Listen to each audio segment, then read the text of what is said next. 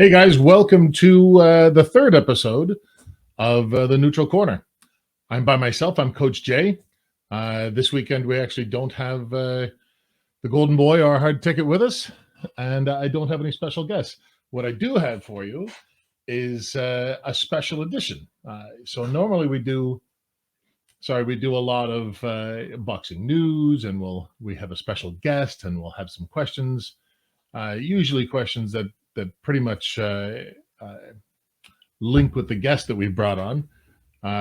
We talked about women in the sport and the rounds that they fight in the pro game, and all about women in the sport and the amateur game with Scarlett Delgado last episode. She's been a while. I went away for a month to a training camp in Thailand. Had a great time. It was amazing. So here's my shout out to Sasakul Boxing in Thailand, and Wasim, and everybody that gave us a hand over there. June Hung as well. Thank you very much to everybody that was there. It was amazing. And we'll be back for sure. All right. So this week, the point of this week is actually, if you saw it in the name of the episode, this week is my Reddit AMA. So for those of you who don't do Reddit, AMA is Ask Me Anything. I didn't want to do one on Reddit because I feel like where we are is a little better to do this. This is a better platform to have this kind of conversation.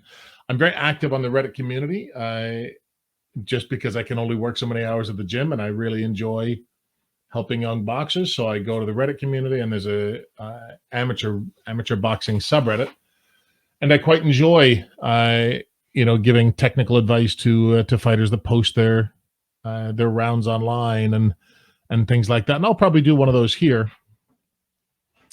I'll probably do one of those here as well. But actually, first, what I want to do, this happened a few weeks ago, is I wanted to talk about, see if we can put it there. I used to write a blog, and on my blog, I had hate mail every week. And very often, what I would do is I would write a one blog every couple of months that were all about the trolls and death threats and all the things that you get as a writer. I didn't think that I'd get one as a boxing coach, and I have to say he's my favorite troll that I've ever had.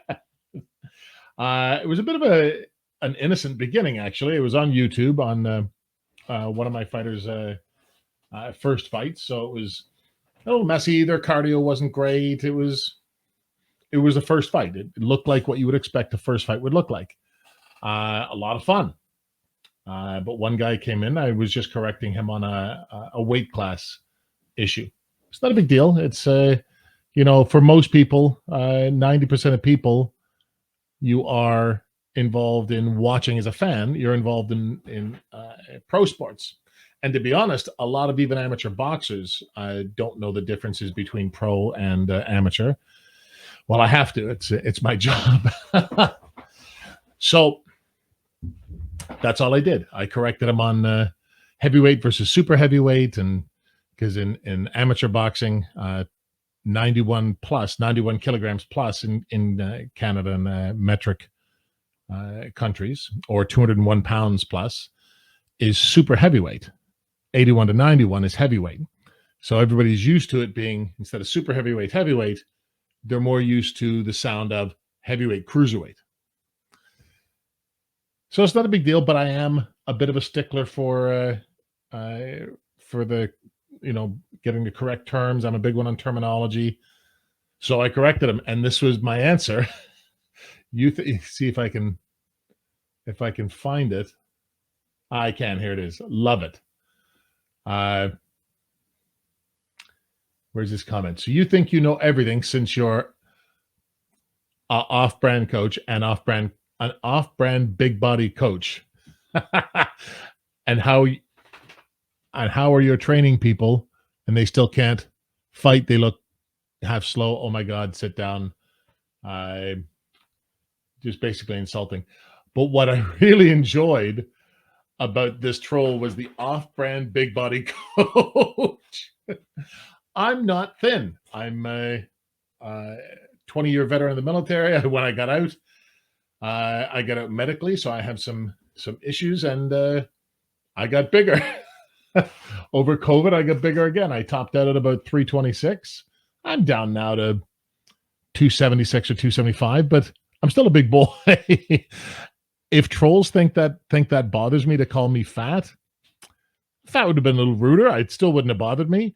But off-brand big body coach, I think, is hilarious, mostly because it's kind of accurate. I'm not somebody with 100,000 followers, so I guess I'm off-brand. And I'm definitely an older fat guy. So I can accept off-brand big body coach. I'm sure that he did not intend for me to get as much joy and laughter as I did get out of it. But man, I really like the off-brand big body coach. I got to find somehow to include that in the podcast or in my in articles, because I love it. The name off-brand big body coach. I think that's hilarious. All right, so that was my that was my quick and easy. Now what I'm going to do, I've wanted to do this for a while, is Reddit questions. So I put up this afternoon a post on Reddit and on my Facebook, actually, saying basically, what do you want me to talk about? I'll answer any question within my power to do so, as accurately as I can, and certainly from my experience. So this is what we're going to do. Very simple episode this week, but that's what I'm going to do. I'm going to go through. There's about a dozen questions, and one that I'm going to put on here, but I'm not really going to answer, and you'll see why when it gets there. But here goes. First question. So I'm going to I post the question here, and you'll have to forgive me as I look around because I'm actually going to read it from Reddit here as well. So the first question, gotcha. So this is one from a little while ago. Is being a switch hitter a good thing? So for those of you who don't know what a switch hitter is, it would be someone like Terence Crawford, fights both hands. He fights orthodox, he fights southpaw. I get people asking me about this all the time because generally people see pros and they want to emulate pros. And this isn't just fans. This is also amateur boxers. You get amateur boxers all the time who talk about, I want to use the Philly shell. I want to choose my style. I want to choose to be a peekaboo fighter. It's not how it works. You work on your skills, and naturally your style develops through the skills that you and your coach drill. That being said, that's not what the question's about. The question's about, is being a switch hitter a good thing? I'm not going to lie to you. If you are at the elite level, sure, being a switch hitter can give you options that being a less versatile one-handed boxer, whether it's orthodox or southpaw, sure. Being a switch hitter can be a good thing. The real answer to that comes from your level of experience. If you are an amateur boxer with fewer than 30 fights, I would say no. Being a switch hitter is not a good thing. And I'm going to give you a couple of reasons for it. The first I'm going to tell you, I'm going to give you an example of what I would say to one of my boxers when they ask me this. I get this question all the time. And what I say to them is, if I have 1,000 reps and you have 1,000 reps, we each train, we use our 1,000 reps in training. You train 500 reps southpaw, 500 reps orthodox. I train 1,000 reps orthodox. Who's the better boxer? Think about it. The better boxer will be me. I'm the one who will be the better boxer. Now, it will be true that if you have enough reps, you will be slightly more versatile, but I'll just be better.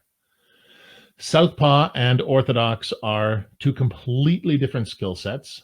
They end up fighting a little differently. How your feet move, how the importance of a foot fight when you're a southpaw.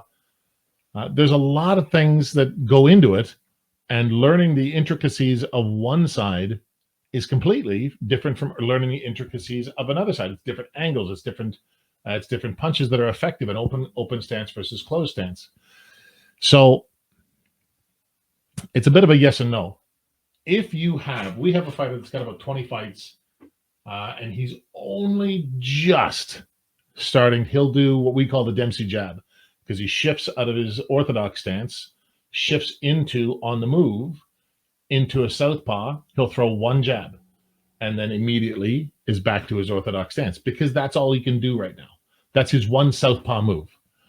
As he gets more and more experienced, and if he wants to train that way, he can do that. And little by little, he'll be able to stay longer in orthodox. But if he'd started to do that from fight one, no, he'd have spent the last 20 fights getting beat up by guys who are practicing one way and are just better. The other thing is to think about when you're talking about switch hitter, is it a good thing, is the nature of hands. If I'm right-handed, which I am, my left hand is not good at stuff. My right hand does everything. My right hand writes for me. I throw, I catch. Everything I do with my right hand. So my right hand is trained. If I decide I want to be a southpaw, a right-handed southpaw, if I want to try and train switch hitter, most likely what you're going to do is you're going to end up training a one-handed fighter. Because if I train this way, my jab is so important. I'm constantly using my jab, but this hand doesn't know what the heck to do. I'm forced to use my jab all the time. It's just the nature of boxing. But I don't know what to do with my right hand, my offhand rather, because it doesn't know how to do anything, because it doesn't do anything during the course of the day. I'm always using my right hand. It has agility. It doesn't need to be trained to do these things, to be agile, to be useful. But if you put your good hand in front where you're using it all the time, you're going to rely on it, and that pretty much takes away the training for your backhand.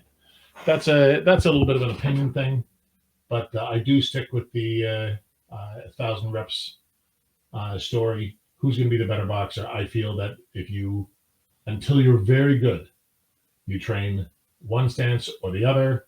I would suggest the one that is your dominant hand, you go with that. If you're right hand dominant, you're orthodox. I like it that way. Maybe there are coaches that disagree. If you disagree, if you're a coach who disagree, please write in the comments below. I'd love to hear from you. I always love hearing new perspectives and new ideas. Please post it below. And feel free to call me an off-brand big body coach. All right, so I hope that answers your question. I think it's not a good thing. So the next one. This is the one I wasn't actually going to answer because it's a medical question. And I feel it's irresponsible for coaches and trainers to be answering, especially online. Like, if you're at the gym and I can say to you, here's some advice, do this, do this. I mean, I guess that's still a little bro science-y for me. I think as a coach, what you should be saying to people is if you don't have a team doctor that's right there, I think what you should be saying to people is go see a doctor. That being said, there is some stuff that you need to do with cauliflower ear before just going to see a doctor. When you go home, you immediately have to get it on ice. I'm not going to give you medical advice, but I will give you advice for what to do before you go to the hospital. Go home, get ice on it, 15 minutes. 15 minutes off, 15 minutes on, 15 minutes off, 15 minutes on, until you get to the hospital. If you decide, I'll let it wait, you may bring down some of the swelling, but the longer you wait, and it doesn't take long for tissue to die. There's blood trapped between connective tissue and tendon. Not tendon, I'm sorry, gristle. Gristle, I guess that's what you call it in a chicken. For whatever reason, the word is escaping me. But it's caught between that. And it dies. And it forces cartilage. It forces that cartilage to die. Your body will then create new cartilage. Well, the new cartilage, and nobody really knows why, the new cartilage will form and it'll be all bumped up. And you'll have this nasty looking ear. Some people think it's a mark of honor for a combat sportsman to have that. My wife disagrees. She's always told me if I ever get cauliflower ear that she's going to sleep on the other side of the bed. So I certainly try not to get it because I'd like to keep sleeping with my wife close to me. But anyway, that's what you need to do. Get it on, 15 minutes off. Don't freeze the skin and get to the hospital. So what I am going to provide after saying that, because I don't want you just to do this 15 minutes off, 15 minutes on thing, I'm going to put right here, there, you can see it.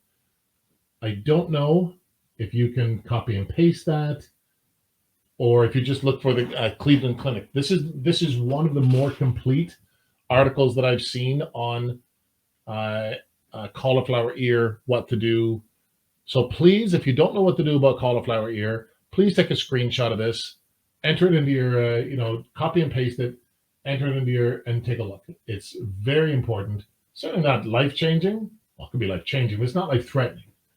But because I don't generally give medical advice, and this technically falls under medical advice, I want you to go here to this medical site and see what they have to say. All right. Now I'm going to get to my current Reddit questions. This is a common one. I'm going to read the question to you here.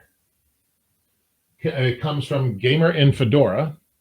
Hey, coach, what do you think the best advice is for overcoming psychological barricades? Specifically, I'm subconsciously not trying to hurt anyone, and I personally feel like I hit like a wet napkin. It's not really relevant. I'm fairly new to boxing, but I'm making decent physical progress. I know I have a long way to go before I can call myself good at the sport. That being said, I don't currently have the mental state to throw a lot of hits during sparring. And when I do, I feel like I'm not having much impact. What's the best direction I could be going to improve this? So, let me just switch back to the page here. That's a common concern. It's not an easy one to address because everybody feels differently, but I will tell you this. I'm going to give you the coach's answer. Every coach is going to tell you this. And then I'll give you the answer from my personal experience. So the first answer is the coach's answer. Coaches are going to say, listen, it's called the gentleman's sport. And when you get in the boxing ring, you are entering into a gentleman's agreement. And that gentleman's agreement is, I'll punch you, you punch me, we won't be mad about it. It's a contest of skill. It's a contest. Yes, it's definitely about glory. It's definitely aggrandized barbarity. I think it's beautiful barbarity, but that's what it is. If you don't want to hurt people, I hesitate to say that maybe the sport's not for you, because the goal isn't to hurt people. The goal is to win in a physical contest. That being said, people do get hurt. Not a lot in amateur boxing, but the higher you go and the longer the rounds are, the more chance there is. So instead of giving you a how do you deal with this, I'm gonna give you a how I dealt with it. I was coaching my son actually in his, I believe, second fight. He was very good, the coach's son. So of course he gets the most time with me. He gets the most time at the gym because we own the gym. He was in a match with this guy, and honestly, it was brutal. He hit him at will. His opponent couldn't hit him, and never had 8 counts called until the 3rd round. It was actually pretty gross. And I was relatively new to coaching at the time. Not the teaching. I'd been teaching in the military for 15 years previous, but this is relatively close to my first experiences in the ring as far as cornering and coaching. So I didn't really know what to do either. It got so bad. We counted them after. It's only 3 rounds, 2 minutes early on, but we counted it was 56 times that he not just hit him in the face, but snapped his head back. And he was clearly being hurt. And he felt bad. Now, when he won the fight, in the 3rd round, it should have been ended by knockout by a referee stoppage, but the referee just kept letting them go. He got 1 8 count in the 3rd round from a jab. A light jab hit him and he went down. Like, that's a sign that he's hurt. So we felt terrible. We didn't know what to do. In the end, we decided this is a gentleman's sport. We did get in there for the same reason, but there is something to be learned here. And the thing to be learned here is, pardon my language, fuck that coach. Fuck that coach and fuck that referee. I'm not going to say where it was or who, because he's somebody I still know. But in this situation, he failed that boy. I agree with letting people fight. I don't agree with stoppages like he's smacking kittens in there. Let them fight. It's a dangerous sport. Let them experience it. That being said, one person's getting the brakes beat off them. My refereeing mentor said this to me once. She said, if a referee has to stop a fight, and I'm not talking about where they stop a fight and you're pissed off, like that's ridiculous, you shouldn't have stopped the fight. My fighter wasn't hurt. It was in danger of being hurt. That can sometimes be very subjective. But what she said is, if the referee must stop the fight, as a coach, you must at least be willing to ask yourself the question, is that my fault? Did I do my job? Because why is she saving him? She's saving him, or she or he. The referee is saving your boxer because they think that he's hurt. You know your boxer. You know if they've got a good chin, if they're hurt by that, if they're not hurt by that, for the most part. If that referee has to step in, you really should be thinking, did I do my job? Did I keep my boxer safe? And if you didn't, give your head a shake and throw the goddamn towel in.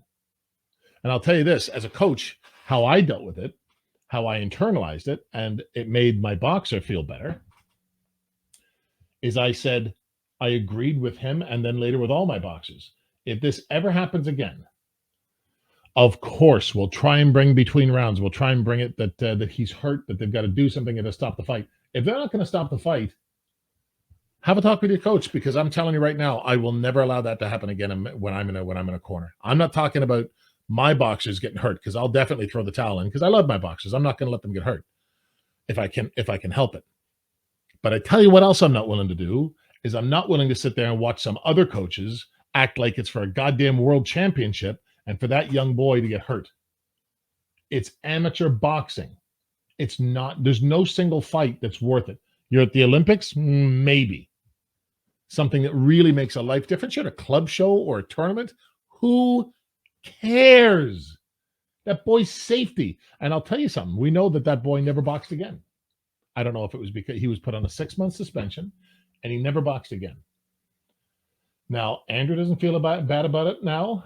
I don't feel bad about it. I mean, I feel bad for the poor boy, but I don't feel like it's my fault because now I'm prepared. Now I think I have an understanding with my athletes that if this happens again, we'll save the boy. If the ref isn't going to do it, if the other coach isn't going to do it, we'll do it. I'll throw the towel in and take the loss on my gym and on my fighter so that their fighter doesn't get hurt. And you'll be darn sure that I'll be putting in a complaint about the referees as well. All right, so I think that one's pretty well covered. It was a good question. Here is a question that I see all the time. So I'm going to do it again.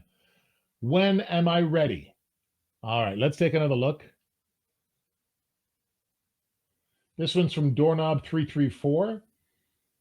He says, "What's up, coach? I've been wanting to ask I've been wanting to ask about how someone can be considered ready for an amateur match. I've been boxing for a year and a half now, sparring irregularly though, and was thinking about competing. I just mean, what criteria would I need to be able to fulfill to be labeled ready to compete?" Well, Doorknob334, that's actually a really good question. And it's a common question. And if you're a coach, I can hear the collective eye rolling across the country because every coach hears this question. Now, my answer to this question is, well, there's two answers. Number one, when your coach says you're ready. To a degree, you're going to have to trust him. Hopefully you found a good coach, and hopefully he is a good coach, because you're going to have to trust him. Athletes are their own worst enemies, and they will always think, oh, I'm not ready. Oh, I'm not prepared enough. You're never going to feel like you're prepared enough. You're never going to feel like you're fully ready. Just go. Now, that being said, my policy on when you're ready to get in the ring is slightly different from other people's policies. And this is going to ring true in a couple of the questions I ask. I'm going to refer back to this. When I'm thinking about, can a fighter get in the ring? I'm not thinking, is he going to win? What I'm thinking about is, can he be competitive and stay safe? There are some guys where inspiring, they're presenting their chin, they're pulling back whenever they punch, which you guessed it, presents your chin again. There are guys that look down when they weave. Super dangerous. You're going to catch an uppercut. Who knows what you're going to catch, but it's not going to be cool. Uh, so there's a lot of different things that go into it. But for me, it's, is your defense good enough?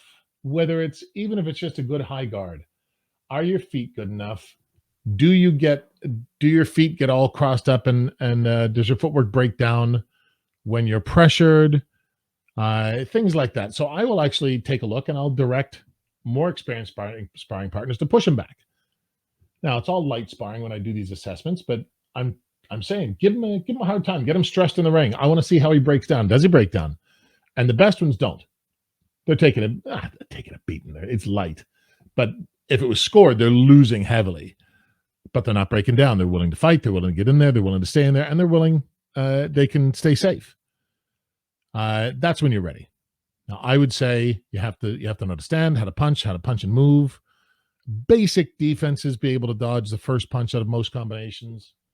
Counter punch, be a little creative, and have a good straight 1 and 2. That's all you need. You don't need all these hooks and up jabs and right hooks and all this stuff. You don't need this in the very beginning. Straight punches win fights. Remember that. So when are you ready? You're ready when you can stay safe in the ring. This one was a funny one to me. And I actually put in here, what the fuck is up with clinching, this guy says. So you'll have to have patience with me. This comes from Square Pixel on Reddit. It's a little bit longer here, but I'm gonna read it to you. The fuck up is up with clinching. I come from a Muay Thai background where the clinch is almost its own game entirely. Very true. I did Muay Thai for many years. I haven't got a straight answer on clinching in boxing from anyone I've asked. Well, I'm going to give you one. For a few talking points, here are examples. I've been told I can't clinch or tie up the head, but then I'm told I can post on their head and steer them away a bit that way. Yes and no. Yeah, well, let me read the rest. I've been told that I can't trap a hand, but I've also been told I can sort of grab behind the elbow and pull, wedge, or cross block, even rake down gloves, all of which are manipulating their hands. Hitting on the break is a big part of Muay Thai, but that's because the clinch is broken by the fighter, not the ref. All I hear is constantly, well, got to protect yourself at all times. Should you swing before, after, or not at all? He says, anyway, it's this gray area, vague answer that mostly comes down to whether or not the ref sees it. Yet there are fighters like Duran who made their careers utilizing hand game. So what gives? How much fighting can I actually do in there? I can do a lot of damage in the clinch zone because boxers don't seem to train it much. But then I'm always worried about cheating or breaking the rules somehow. All right. So I'm going to break this one down a little bit. Clinching is an under talked about subject. And I'm going to try to give you a straight answer, but it is going to be a little bit of if the ref sees it. The letter of the law is clinching is illegal. However, it's illegal and will get broken up by the ref when one fighter is trying to delay. So if you're just caught up and you're in a clinch, yes, you can't grab. Boxing's not about grabbing. So there's the difference. In some of your examples, you said, I can't grab the back of his head. I can't clinch the back of his head like Muay Thai, but I can tie up his arms. Yeah. You could, if you tie up his arms, that's delaying, it'll get stopped. If you go in there with your hands in the middle, hands in the center, and you're putting your head in the middle of his chest or on his shoulder, and you're one of those guys that clinch that way, yeah, you can move the arm. You're grabbing the elbow, move the arm, mostly because they won't see it, but you're not holding, you're not grabbing his hand and pulling it away from his face. Technically, those things are illegal, but glove manipulation is a thing. It's going to be up to the individual referee how much he wants to police that. But I will say this: try not to fall into the trap of comparing amateur boxing to pro boxing, talking about fighters like Duran, because number one, they're on an elite level where certain forgivenesses are given to those level of fighters. And to be honest, the pro game is a little different from the amateur game. They've got 12 rounds. The rules are generally the same, but they're played a lot differently when you've got 12 rounds or even 8 or 10 rounds or even 6 to perform through. So clinching is a good thing. You need to be able to be smart. You can rake down gloves, but you have to make it look like you were trying to strike. So instead of reaching out, grabbing a glove, pulling it down, and punching the guy, you'll punch off. There you go, off to one side, like it's a jab, but you're going to pull the glove on your way back. As you pull the glove, you can come in with the other hand. So I mean, that can be glove manipulation. That can be useful, and clinching is incredibly useful. If you're getting beat up on the outside or in some sort of range, you need to be able to have a smart clinch. Now, clinching is different from Muay Thai to boxing. Boxing, I can't hold you. If I hold you and I'm delaying tactics, the referee's going to separate it. You hit the nail on the head one point where you said that punching off the break is a big deal because fighters separate. Fighters do separate in boxing. And I tell my fighters all the time, punch off the break. When a referee tells you break, if he's not stopped the action, punch off the break. The command is stop. You get in between the fighters, stop. And then you tell them, whichever one's delaying, no holding. That's the signal for no holding. No holding. You back them up, box. When you're told like that, you do exactly what you're told. Don't punch off the break because he said break. He said stop. When you hear stop from a referee, that means everything stops until he says box again. If you didn't hear stop, unless he's got his hands on you and he's just forgetting, you're not at fault. Break, or sometimes you hear the corners, punch off the break, take an angle, punch off. It's a big part of boxing. You don't have to just separate. It's not just when the referee breaks it. You can choose to break it. He can choose to break it. You can choose to fight in the clinch. You can choose to fight there as long as you're not delaying, as long as you're not holding his hands, taking away his weapon so he can't fight. If you do that, you're going to get called. So clinching is a different game in boxing, and I sense your frustration, but boxers train it. Not enough in the amateur game, in my opinion, but boxers do train it, and if they don't, they should. So clinching, good thing, got to be smart, completely different from Muay Thai clinching. All right, so this one, how to become a coach, and then I have put in how to recognize a qualified coach. This one comes from Musica Paravolar on Reddit. He says, I'm a strength and conditioning coach. Awesome. Master's in exercise science. Fantastic. And other shit like that. But I'm curious about becoming a boxing coach. What would be a good route to explore? I train myself, of course, and I believe I can already teach to bare bones beginners, but I don't have any credentials. Okay. So there's a couple of things to address here. Number one, your PSO, provincial or SSO, I don't know what they're called in the States or in other countries, but here they're called PSOs. Your PSO, provincial sports organization, will have a way for you to become a coach. In some places like the States and in Canada, there are organizations in Canada. It's called Canada Boxing. Here it's Ontario Boxing. And then in the States, it's called USA Boxing, Boxing USA. We are, our courses are level 1, level 2, level 3, and then it's professional coach 4 and 5. There's very few above level 2, but you'll get that through your provincial or your state sporting organization. So through Boxing USA or through Boxing Canada or whatever PSO you're through if you're overseas.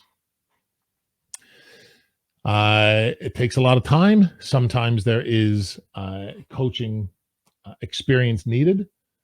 You can get, say, for example, in Canada, you can get your level 2 coach and there's 3 levels of it: in training, trained, and then certified. The only one that matters is certified. I am a level 2 certified coach, which allows me to train up to the national level, and I'm a level 3 in training. Uh, until I get all my courses, I'm not considered trained. I've got about three quarters of them, which means I'm a level three in training. Uh, if you want to see if somebody has a skill set, they better be certified at some level. If he's level two certified and he's working as level three, you're pretty sure he's all right. I don't mean just about me, anybody. If they've been certified at some level, you know they've got some boxing knowledge. But anybody can take these courses. Anybody can show you their look at me, level two boxing. It means nothing. I had a guy in my level one course who had never thrown a punch, had never boxed. Nice guy. He just wanted the help at his local YMCA, young disadvantaged youths. So he got into the boxing coaching. He knew nothing about boxing, but he passed the course. Now, will he get his certification? Absolutely not. He won't have the knowledge. I don't believe that if he was to go for his certification, that he would get certified. So look for a certified coach. Now, there was something that this fellow, I'm sorry, I'm getting very dry. There was something that this fellow said in his post that worried me. He said, I've been training myself. If he meant I've been training on my own, if he meant I've been training on my own and I think I'm ready to train, then my answer is no, you're not. You're absolutely not ready to coach if you're training without a coach of your own. You can't train yourself how to box. This is going to come, and you can't train yourself how to coach. Now, there are good coaches who have never been in the ring, but they've been around the sport for a long time. They get an eye for it. Customato didn't have a fighting career. One of the best coaches of all time. Angelo Dundee didn't have much of a boxing career. Even Freddie Roach had an amateur boxing career. I think was pro for maybe 2 fights. Like, you don't have to be a high-level boxer to be a great coach. That being said, you do have to have some knowledge of the sport and some experience with the sport, because I'm telling you, it's not just a good eye, it's experience. You got to train under another coach for a while before you can be any good at it. But to answer this fellow's question, I'm going to assume that he's been training at a gym and that he knows a little bit about boxing because he's been training at a gym. If you want to coach, go to USA Boxing or to Boxing Canada or the province that you're in, Boxing Quebec, Boxing Ontario, and find the boxing courses, level 1, level 2, level 3. In the States, it's by color, red, blue, yellow. You do your courses, and sometimes there are other courses. They're called sport non-specific. You get those courses as well. I think at level 3 where I'm sitting now, I've taken 3, 4, 8, 6, probably closer to 20 courses to get where I am right now. Now, you don't have to be that. If you're going just for your level 1, you want to be level 1 in training, not certified, you can take boxing, level 1 coaching, nothing else. You won't get certified, you won't get a whole lot of respect, but you will be a boxing coach. I don't suggest that. I'd like to see everybody who gets their coaching get certified and be a good coach. So go get all your courses, go get certified. Remember that certification is the real qualification, not just your levels.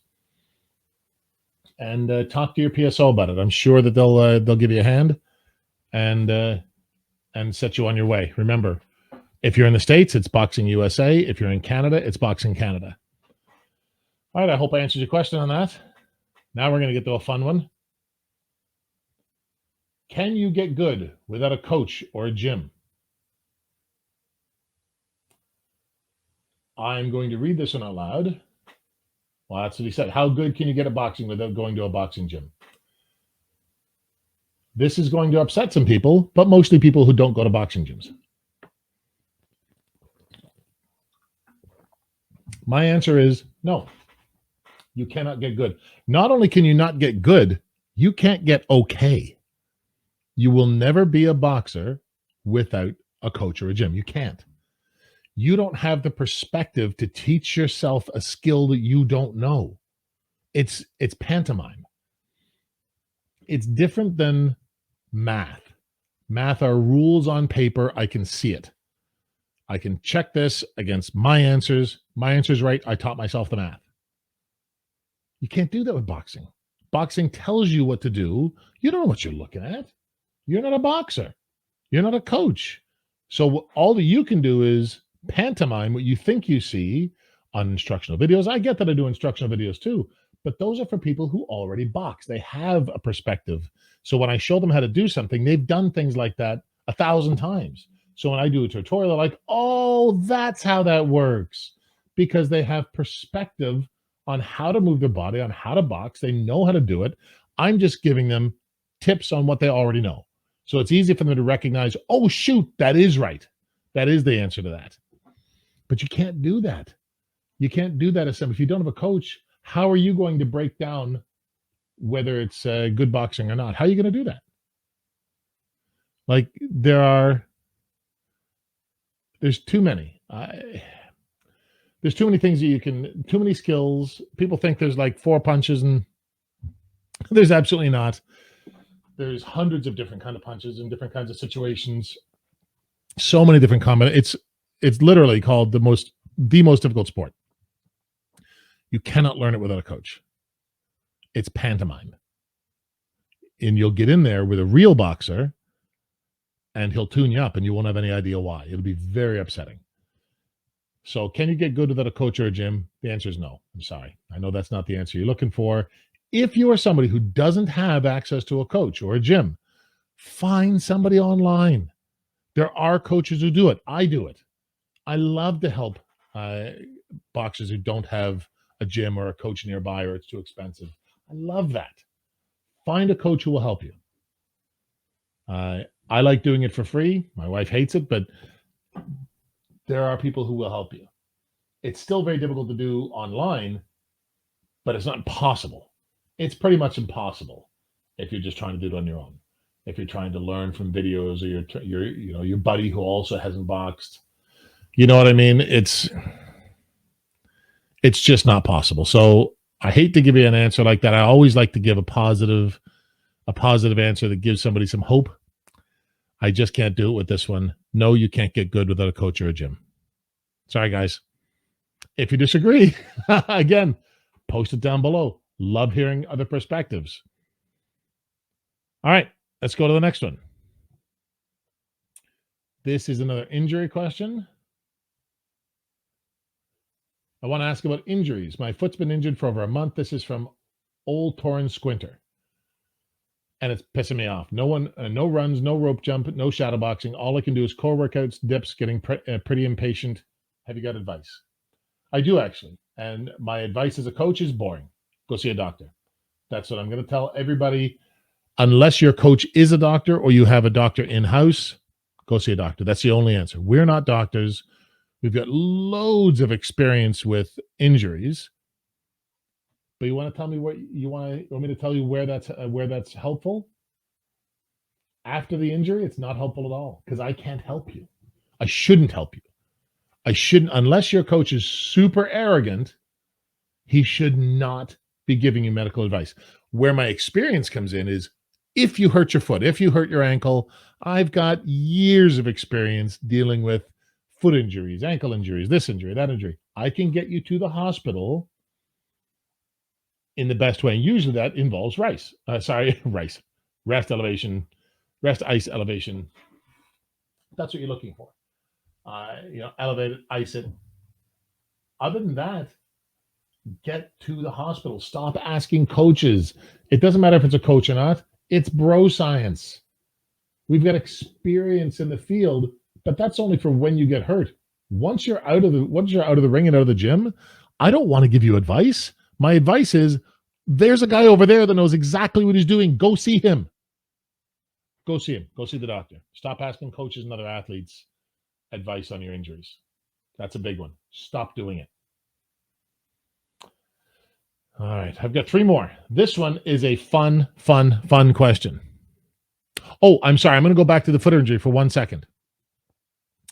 What you can do is if you're injured, you can't work. This guy can't run, can't shadow box. I say, get into the weight room. Do weights. core work, cardio machines where it's not going to hurt your injury if it's your foot.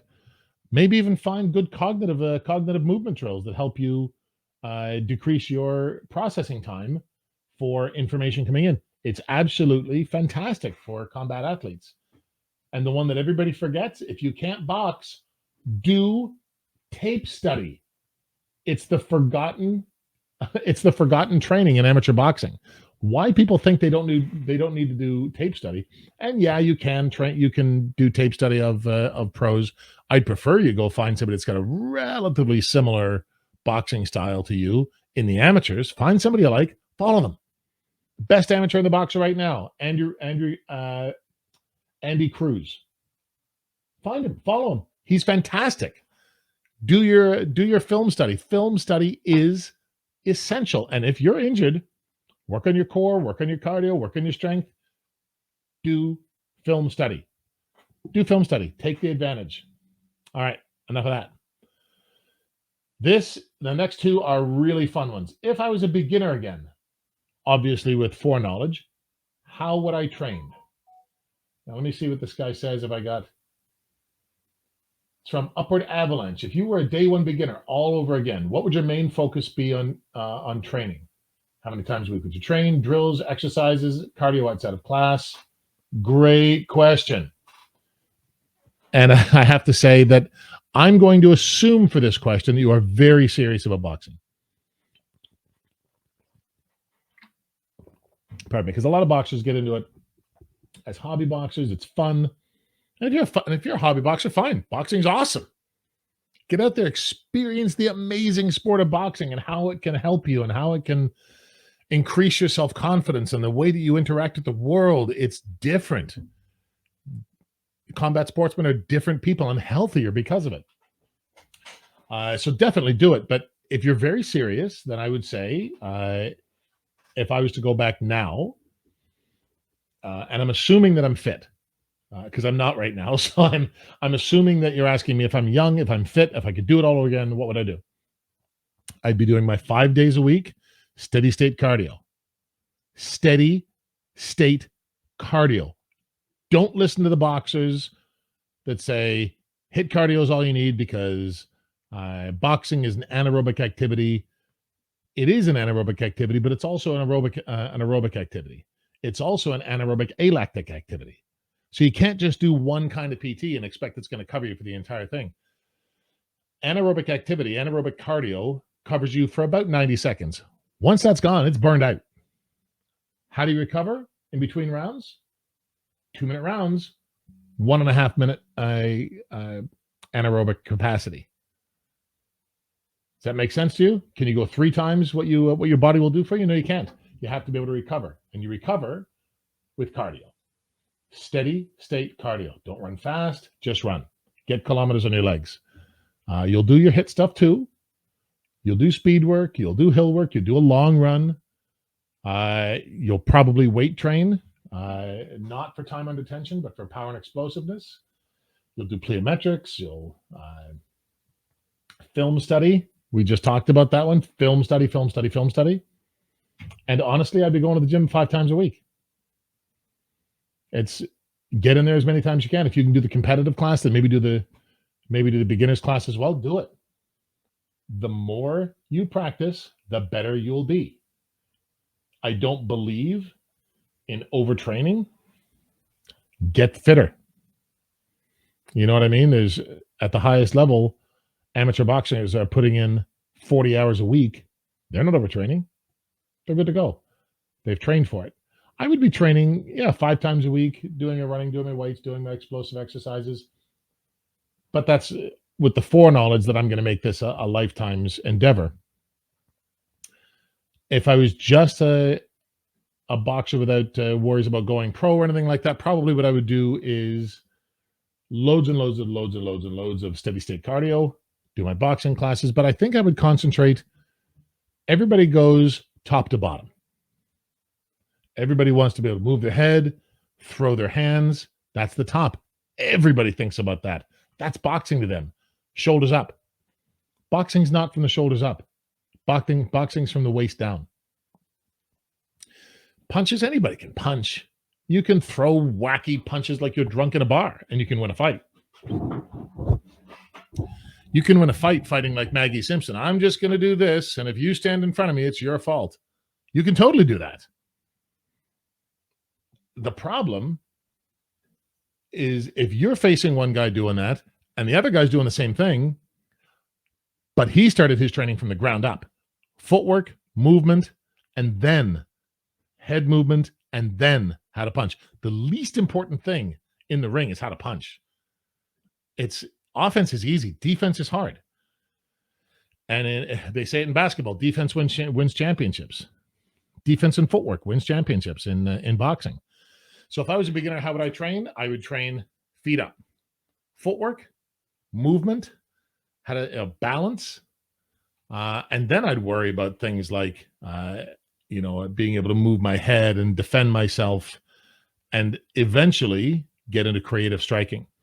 But yeah, my approach would be from the ground up, whereas I think most people, when they start from the head down and don't realize that the fight's from the waist down until like the 10th fight. So that would be different for me. I hope that made sense to you. This is a fun one. Let's find this gentleman's question. This comes from Creamy is Mimi. Nice screen name. As someone who's most likely seen thousands of fighters come and go, do you suggest as an amateur to fight as much as possible or thoroughly prepare and fight at big tournaments from time to time instead? All right. Well, both of them are legitimate ways to train. I'm going to say, for me, I think it goes like this. When you're learning technique, when you're a beginner, that's when you're learning what boxing is. You're not a boxer yet. You've not been in the ring. You've not sparred. You've not thrown a punch at somebody yet with intent. Not in boxing. So you're still learning what boxing is. You get to the competitive class and sparring. Sparring is teaching you how to be a boxer. It's definitely teaching you how to be a boxer. But I will say this. Fights. Real fight time. That's where you're learning how to be a boxer. Because you're putting the skills you've learned to the test. Guaranteed there's going to be holes after every fight. But you will come out of a single fight as a better boxer. So my answer would be fight as much as you can. Fight. Don't be as concerned with wins and losses. When you get in the ring, yeah, fight until you die. Your coach will keep that from happening, by the way, because it's his job to keep you safe. But get in there, fight, learn, fight, learn, fight, learn, fight, learn, fight, learn. Do it. Don't be afraid to spar. Don't be afraid to get in there and throw your hands. That's what the agreement is. You will learn. Your opponent has stuff in his head that you want. You got to throw punches to get it out of him. When you get in there, you're going to teach me how to box, goddammit, because if you don't, I'm going to punch you out. That's just how it is. Who do you think's a better boxer? You think that the boxer with 50 fights is a worse boxer than the guy that has won 5 tournaments? 5 big tournaments. Big deal. That is a big deal. He's won 5 big tournaments. Say he's won Golden Gloves twice, Brampton Cup here in Canada, Silver Gloves, Bronze Gloves. You've got 5 provincial championships, and 2 of them, if you're open class, have taken to nationals. Now you've got more. And then when you get to the nationals, with your, I'm going to say 5 tournaments, at each tournament you fight twice, maybe 3 times. So maybe you've got 11 fights. You get to the nationals, you fight somebody at the nationals, he's got 50 fights. Who do you think's going to win? Not all the time, of course. This is everything that I'm saying, take it with a grain of salt, because it's not always going to be true. But the general way that that's going to work is you are not going to be able to compete with somebody. He'll probably come out of the ring going, man, you're good for a guy with 5 fights. And you'll go, yeah, you're just good. Because he's got so much more experience than you. He's just better than you. So it's my opinion. And again, if you disagree, please write in the comments below. I would love to hear from you. But it's my opinion that fighting more makes you a better boxer. Your wins and losses don't matter in amateur boxing. All that matters is your last fight. I think the more experience that you get, experience is never a bad thing. Avoiding experience is. The gym is only ever, and I said this earlier about can you learn? The gym is pantomiming real boxing. Real boxing is between the bells, fight time, 100%. There's a ref to keep everybody safe. It's intense. It's different. Different cardio, different mindset, different psychology. You've got to get in there and get in the ring. Get in there, get in there, get in there. So my answer would be fight frequently or thoroughly prepare. Fight frequently. I think that is thoroughly preparing. Thoroughly preparing. All right, and I think in the time that I've been here, I am pretty sure that I have another question.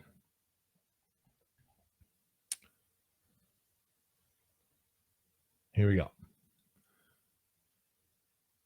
Yeah. So I do have another question. It's not scheduled, so I apologize, but it did come in while I was doing this. So from Wu Tang Mudkip, also nice screen name. Hi, Coach. I had a fight in 2019, and I'm hoping to get back into the ring this year. In terms of cardio preparation, I mainly prepped with road work and skipping rope. I now have access to better facilities, swimming pools, skill mills, stationary bikes, etc. What mix of cardio training and what quantity would you recommend for one of your fighters if they had unlimited access to ideal equipment?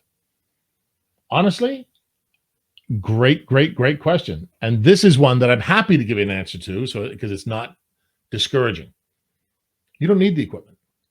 Swimming's awesome. There's a reason why. One of the things that people don't know about amateur boxing or boxing in general is when you become a boxer, by default, you become a semi-professional runner. Road work is the best. The stress on your body, the obstacles that you face, it psychologically can end up being very similar to a fight. You're in the middle of nowhere, you're exhausted, you're tired, you gotta dig deep and get home. I think that road work is all you need. In the beginning, I think that's a 5-day split.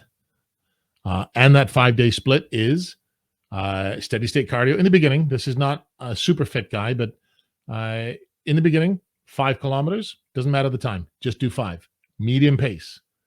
Second day, speed work, probably repeats like fartleks or intervals. Third day, steady state cardio, just 5K again. Fourth day, hills. Start with 6 hill repeats. Looking at a really steep hill. If you can get 300 or 400 meters in length, it's even better.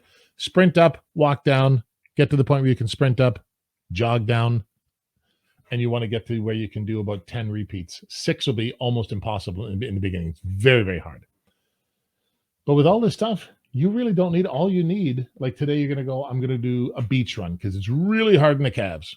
Great run. You don't need to get into you don't need the swimming pool. You don't need the Jacob's ladders and the great equipment. All you need is a road. Rubber hits the road. That's how a boxer gets fit. So it's a good answer for most people who don't have the money for all that equipment. So that was, I'm just going to check here to make sure that is the last question. It does appear to be the last question. Yep. Okay. Just wanted to confirm to make sure that I've answered everybody's questions. So that's a lot of questions. I hope that I answered them for you. They're very common questions. So I'm hoping even if you weren't the one asking them, that you enjoyed listening to them. I'll try and get this up probably by Sunday. All right. This is Coach Jay. Train hard.